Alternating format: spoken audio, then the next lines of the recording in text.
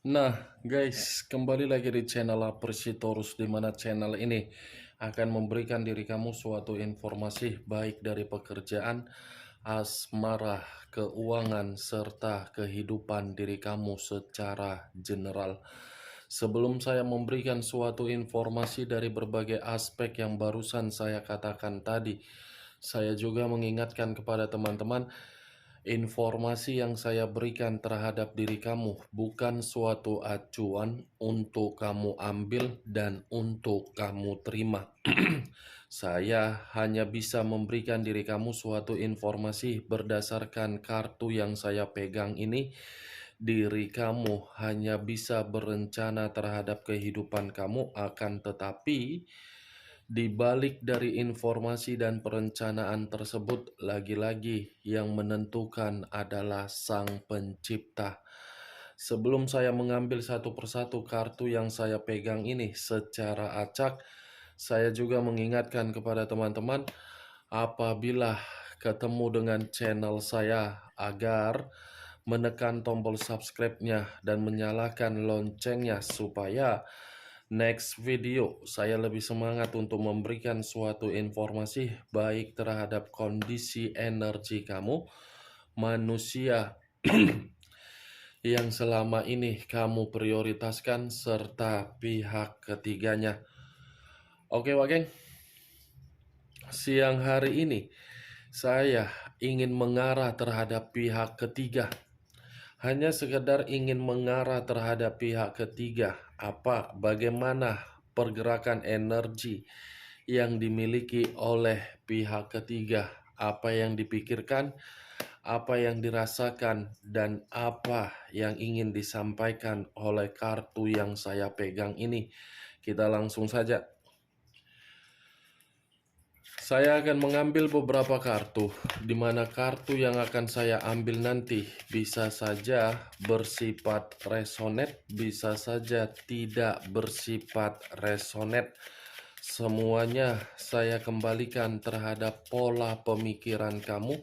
Semuanya saya kembalikan terhadap situasi energi yang kamu miliki untuk saat ini.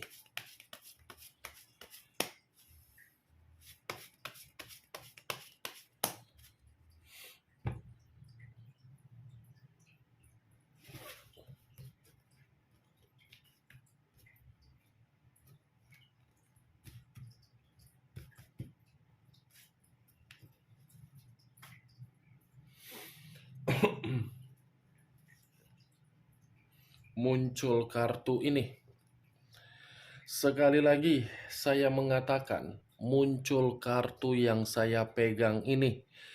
Di mana kemunculan kartu yang saya pegang ini seperti memberikan suatu isyarat atau gambaran yang dimana gambaran tersebut berasal dari situasi perasaan. Situasi perasaan yang bisa saja untuk siang hari ini saya mengategorikan komitmen yang dijalankan oleh pihak ketiga terhadap manusia tersebut. Saya rasa komitmen itu sudah ada yang namanya situasi eksperimen, di mana situasi eksperimen ini seperti membuktikan komitmen tersebut sudah tidak layak untuk dikategorikan agar dipertahankan. Tetapi di satu sisi, ini pihak ketiga seperti orang yang masih percaya bahwasannya komitmen tersebut memberikan suatu keinginan terhadap pihak ketiga. Tetapi kalau saya mengarahkan kartu yang saya pegang ini terhadap kondisi pemikiran yang dimiliki oleh pihak ketiga, saya rasa pemikiran pihak ketiga ini benar-benar sudah merasa tidak karu-karuan. Antara perasaan dengan pemikiran bertolak belakang, tetapi masih ada suatu tindakan yang ingin dilakukan oleh pihak ketiga. Muncul kartu Four of Wands, terdiri dari 4 tongkat. Kalau saya mencoba untuk menarik satu tongkat dari keempat tongkat yang barusan saya katakan, saya rasa kartu kedua ini pantas pihak ketiga masih mempertahankan komitmen tersebut karena memang pihak ketiga merasa komitmen itu masih ada suatu kondisi yang membuat bahagia. Tetapi kalau saya mengarahkan kartu ini secara lebih personal terhadap manusia yang telah meninggalkan diri kamu. Manusia itu memang saya mengakui ada suatu kebahagiaan atau suatu kenyamanan yang dia nikmati. Tetapi kenyamanan dan kebahagiaan yang dia nikmati itu seperti mencoba untuk membuat pemikiran dia menyadari situasi yang selama ini dijalankan adalah situasi yang penuh dengan kemanipulatifan atau kecurangan. Karena munculnya kartu The Magician sebagai kartu pertama bisa berbanding terbalik antara perkataan dengan perkataan yang positif atau perkataan yang negatif.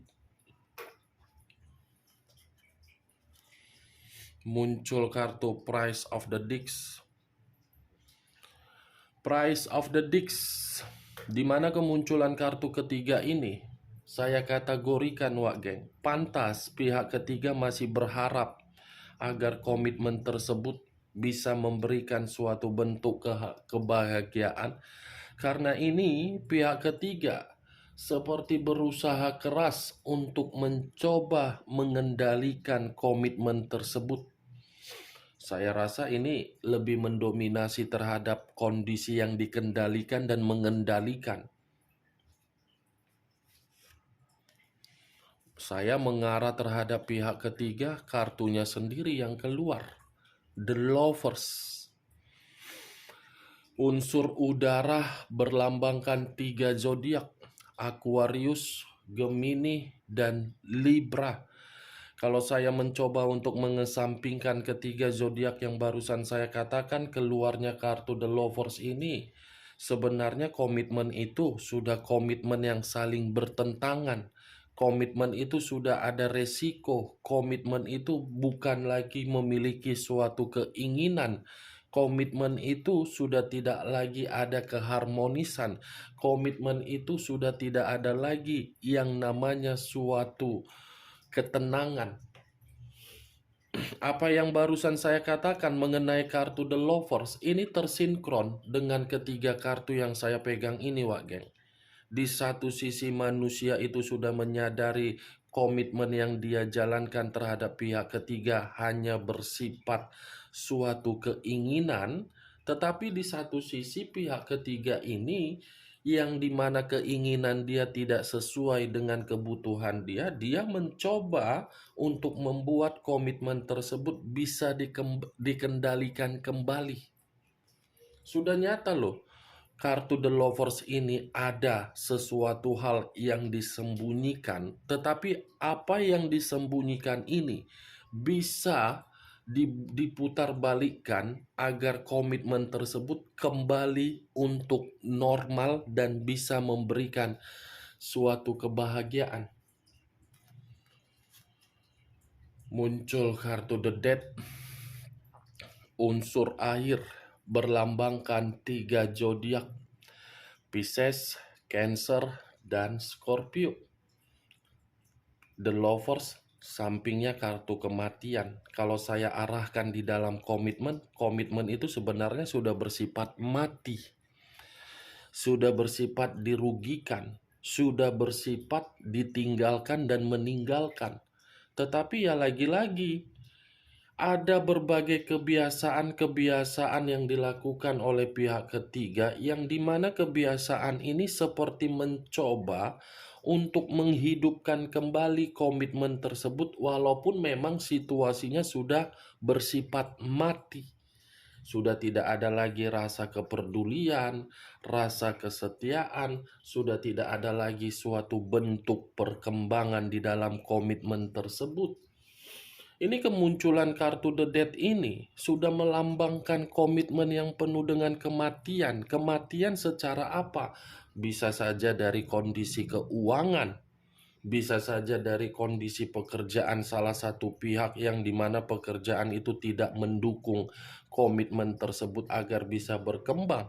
Tetapi yang menjadi acuan saya, Wak Geng, yang saya lihat dengan kemunculan kartu The Death ini lebih mendominasi terhadap kebutuhan dan keuangan. Makanya pihak ketiga ini merasa jangan sampai komitmen ini bisa berakhir.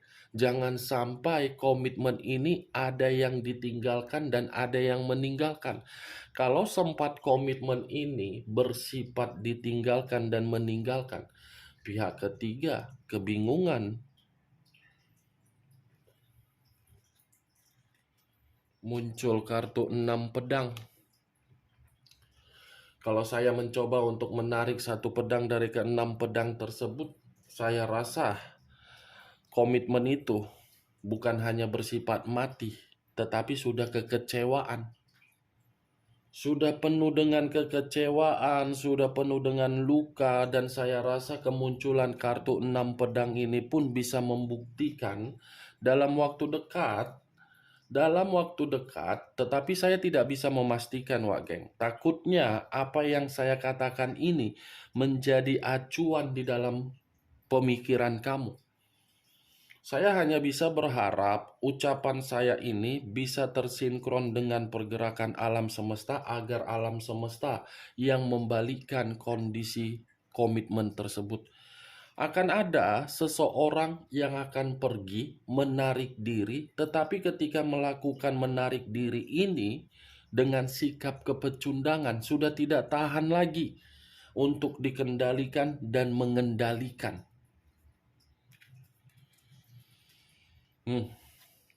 Keluar sendiri kan kartunya, Seven of Swords. Yang saya katakan dikendalikan dan mengendalikan itu ibaratnya ada situasi kecurangan. Nih, Seven of Swords, aku tak tahu apakah kartu yang barusan kuambil ini suatu bentuk sinyal atau kebetulan, aku pun tak tahu, Wak. Komitmen itu penuh dengan drama. Komitmen itu sudah tidak bersifat sehat. Komitmen itu sudah bersifat antara untung dan rugi yang berbicara. Komitmen itu sudah bersifat penuh dengan sisi yang tidak baik. Bisa saja yang satu ada pasangan sembunyi-sembunyi, yang satu menginginkan suatu pergerakan untuk kembali terhadap kondisi di masa lalu. Nine of Pentacles terdiri dari 9 koin. Saya mengatakan bentuk keuangan, keluar lagi kartunya yang berbicara mengenai keuangan. Kecurangan secara keuangan. Keuangan tidak lagi memberikan kebahagiaan. Keuangan yang seakan-akan masih dikendalikan dan keuangan yang seakan-akan tidak lagi bersifat murni. Four of Cups, 4 cawan. Kalau saya mencoba menarik satu cawan dari keempat cawan yang barusan saya katakan, satu cawan yang saya tarik ini seperti mengatakan komitmen itu sudah bersifat apatis. Apatis dalam arti apa? Hanya sekedar melamun, merenung kapan komitmen tersebut bisa berjalan seperti semula. Apatis dalam arti apa? Antara kedua belah pihak sudah tidak lagi memberikan sikap kepedulian, tetapi bukan berarti ucapan saya ini, yang saya lihat ini, membuat pihak ketiga tidak mau lagi untuk memperdulikan manusia tersebut. Pihak ketiga merasa tidak mau memperdulikan karena manusia itu tidak lagi memberikan suatu kebutuhan. Makanya pihak ketiga bersifat untuk mencari berbagai kecurangan agar bisa manusia itu bisa memberikan berbagai kebutuhan. Unsur api berlambangkan 3 zodiak. Aries, Leo, dan Sagittarius. Kalau saya mencoba untuk mengesampingkan ketiga zodiak yang barusan saya katakan, keluarnya kartu unsur api ini seperti berbicara ada yang sedang diprioritaskan oleh pihak ketiga ini, ada yang sedang dia pikirkan ini, ada sesuatu hal yang sedang mengganjal, yang memberikan suatu kondisi yang sensitif. The Fool. The Fool kartunya yang keluar. Komitmen itu hanya bersifat kebodohan yang dinikmati oleh manusia itu. Komitmen itu sudah memberikan suatu bentuk resiko terhadap pihak ketiga yang sebenarnya.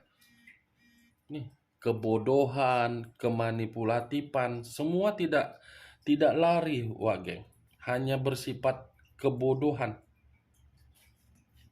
Strength tidak lagi bersifat kuat. Tidak lagi saling memberikan tempat untuk saling menghargai. Unsur api lebih mendominasi unsur api yang keluar. Walaupun memang The Lovers unsur udara, tetapi acuan saya unsur api. Dua pedang yang bersilang dengan kondisi mata yang tertutup. Kalau saya mencoba menarik satu pedang dari kedua pedang tersebut, satu pedang yang saya tarik ini, komitmen itu sudah bersifat kebingungan. Membuat pihak ketiga bingung bagaimana caranya agar manusia itu bisa kembali. Dan saya pun melihat ini pihak ketiga kalau memberikan sesuatu hal terhadap manusia itu sudah bersifat buntu. Buntu total ini pihak ketiga ini di dalam komitmen tersebut. Dua pedang, buntu, tidak dihargai, kebodohan. Ya, ini kartunya, Wak Geng. Bagaimana, Wak Geng, dari apa yang saya katakan tadi? Apakah bisa masuk secara logika kamu? Ya, kalau menurut diri kamu bisa masuk secara logika kamu, silakan angkat. Tetapi kalau menurut diri kamu tidak bisa masuk secara logika kamu, ya tidak usah kamu angkat. Anggap saja perkataan yang barusan saya katakan tadi sebagai gibahan yang tidak berfaedah, gibahan yang tidak berkualitas untuk siang hari ini. Setidaknya diri kamu mengetahui posisi pergerakan energi pihak ketiga di dalam komitmen tersebut. Itu yang menjadi acuan saya untuk siang hari ini, Wak Geng, ini. Price of the Dicks, The Lovers, dan The Dead. Sebenarnya sudah bersifat mati, tetapi pihak ketiga berusaha untuk mengendalikan komitmen tersebut agar satu pemikiran bukan dua pemikiran. Unsur air, unsur udara, unsur api lebih mendominasi ini.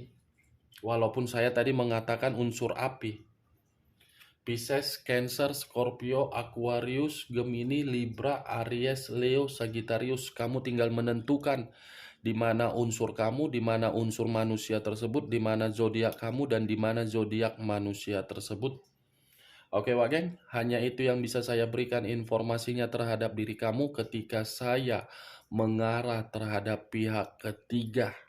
Tetapi sebelum saya menutup perkataan saya, sekali lagi saya mengingatkan, saya tidak memberikan diri kamu suatu sugesti agar sugesti saya bermain di dalam pemikiran kamu.